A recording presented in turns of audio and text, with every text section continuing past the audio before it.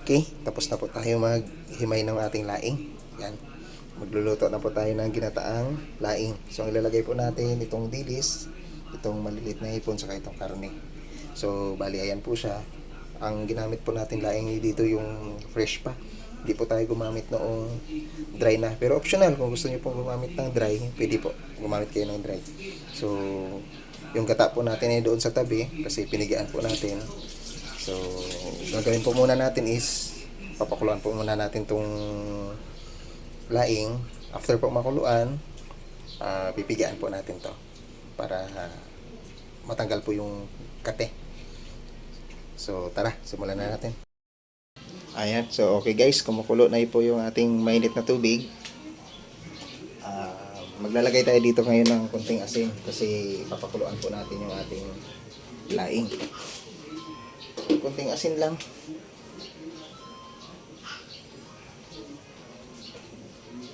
So, kasi after po nito mga kuluan, pipigaan pa rin naman natin to. So, ito kasi isang balot to kanina, 35 pesos. Dinagdagan ko lang po nung may balat pa na halagang 25 pesos. Ako na po yung nagbalat. Kasi marami po tayong mga kasamahan dito sa bahay. So, siyempre, kailangan. Pag napigaan po kasi ito mamaya, kukunti pa po ito. So, yan. Takpan po natin yan. Ayan lang po natin yan makuluan ng mga ilang minuto. Tapos pipigaan po natin siya mamaya. Okay. At ayan na mga katropa, kumukulo na. Ibig sabihin, ayan, may nangyayari na. May nangyayari na dito sa loob. So, haluin po natin to. So, balik ta rin lang ha. Huwag haluin ang haluin. Kasi kakatiyan. Kapag so, yan. Ayan, kumukulo na. Isang patunay na may nangyayari na dyan. Takpan natin. So, antayin tayo na po natin na lumambot ng konti yung laing. Okay, after 5 minutes, buksan na po natin. Ayan, ito na po yung nangyayari dito sa loob. Ayan, so ito na po yung tamang texture nung ating laing para po hanguin na natin at pipigaan po natin to. O di kaya i-drain natin yung sabaw para mawala po yung kate. So, ganito lang po yung guys. So, okay na. Di-drain na po natin yung sabaw. Okay, so ito na. Napigaan na po natin, no? So, salang na po tayo ng ating kawali. Sa kawali na po natin ito lulutuin, guys. So, ayan. Maglalagay na po tayo ng mantika. So, igigisa na po natin yung mga sangkap natin dito.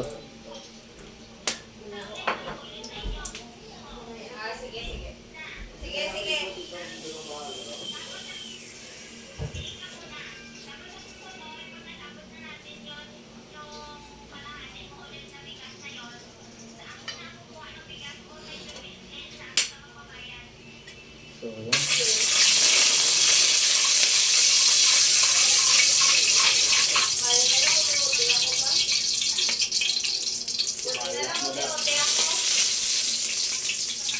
Hindi na ako napag-email. Bakit?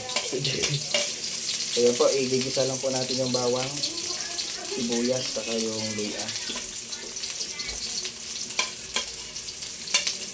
So, antayin na po natin yung mag-golden brown.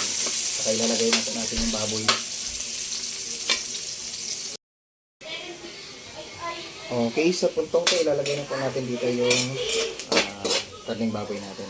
Papalabasin po natin yung mantika nito.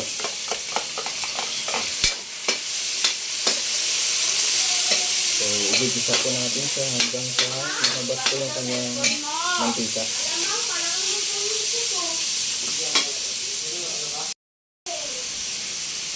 So, yun. Gawin na po natin hanggang sa mantika po itong baboy.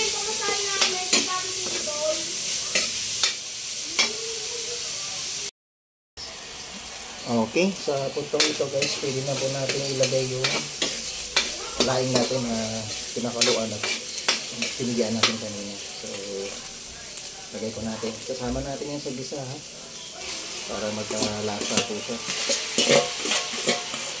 So, sinapin natin yan. So, dito po alalay lang po yung paghalo. Alalay lang muna.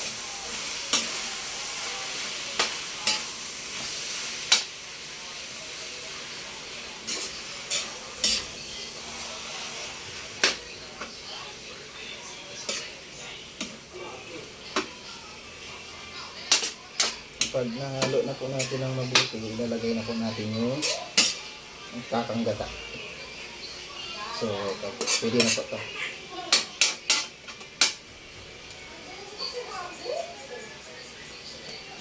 Ilalagay na po natin yung kakanggata.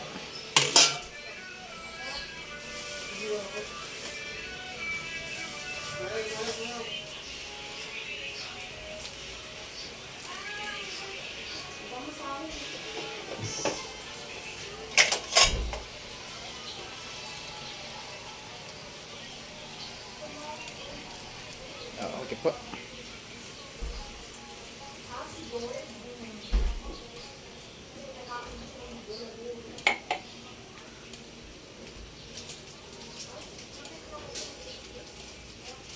So, maglagay na rin po tayo ng isang buong pamintang durog. Okay. Tsaka itong ating nor cube na shrimp. Ilalagay ko natin ito. Okay. Contain magic sarap. So, optional naman ito yung magic sarap. Kung gusto nyo lang maglagay, ako naglagay lang po ako pampadadag ng lasa. After po nyan, ilulubog lang po natin ito konti. So, kung nakita nyo po konti yung sabaw, so, magtutubig pa yan mamaya ng konti, pero maglalagay po tayo ng sabaw kasi nga tatakpan natin ito ng bahagya.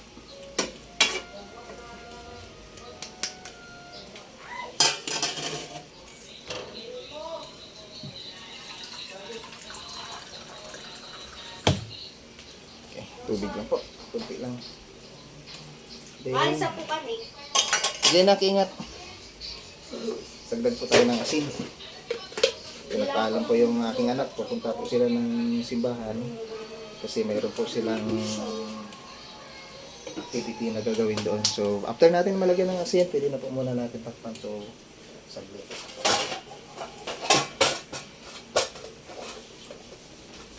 Okay. Tama yung tagip. Okay, so after 5 minutes po, buksan na po natin siya. So, yan. Ayan na po. So, kulong-kulo na po siya.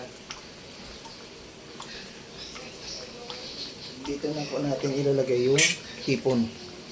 Ipapatong na natin yung hipon para lang maluto. Patong na po natin yun. At kaya po kunti yung alat na nilagay natin kasi gagamit pa po tayo dyan ng dilis. Ito po yung dilis. Pwede pong dilis lang, pwede pong hipon lang, pwede rin karne, pwede rin kayong gumamit ng mga suso. Pwede po sa inyo yan, pero ako tatlo po yung ginamit ko dito. So, hipon, dilis, saka yung karne. Wala po kasi akong makuha na ng suso. Ito lang po yung available dito sa bahay, so ito lang po yung ginamit ko.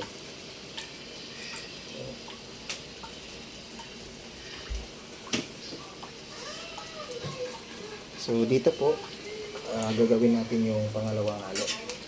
So, minimal lang yung paghalo dito ha. Huwag haluin ng haluin. Kasi kakatay po yan.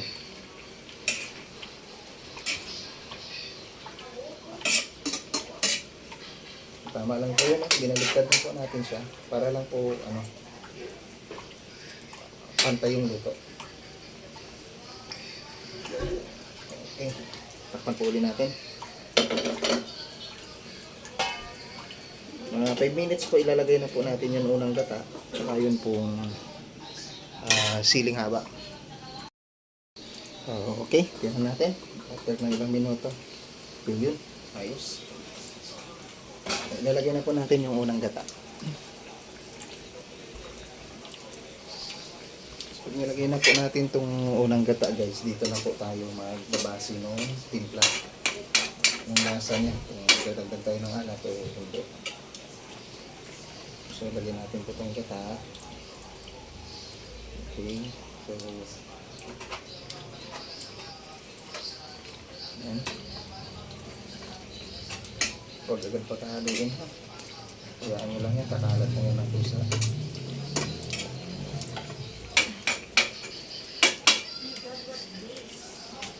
Okay.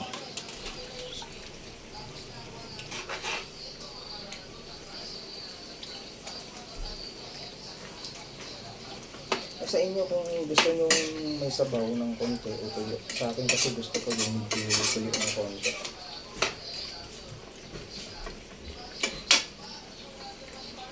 So, titikman na po natin dito.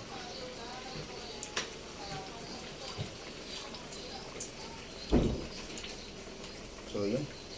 Dagdag lang po tayo ng kunting asin. Konting-konti lang. Yan, okay na yan. Dakot lang pag may time. Tapos lagyan po natin ng sili. So huwag muna natin basagin yung sili, baka umahang naman.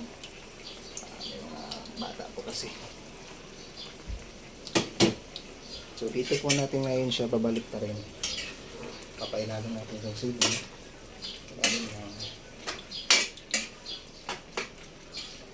Hanggang sa maluto na po ito.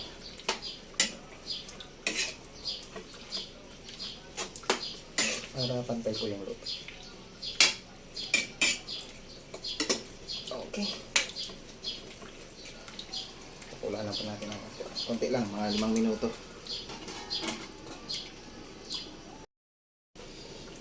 Okay, after 10 minutes, ayan, ito na po yung ating laing. Haluin natin. So yan po, kung nakita ninyo, natutuyo na po.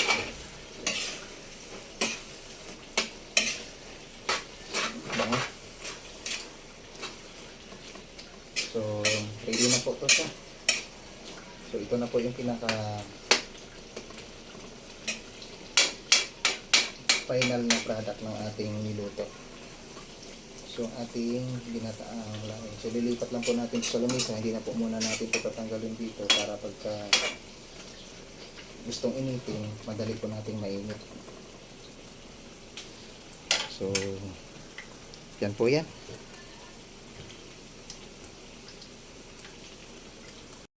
So, yan na po yung ating laing guys.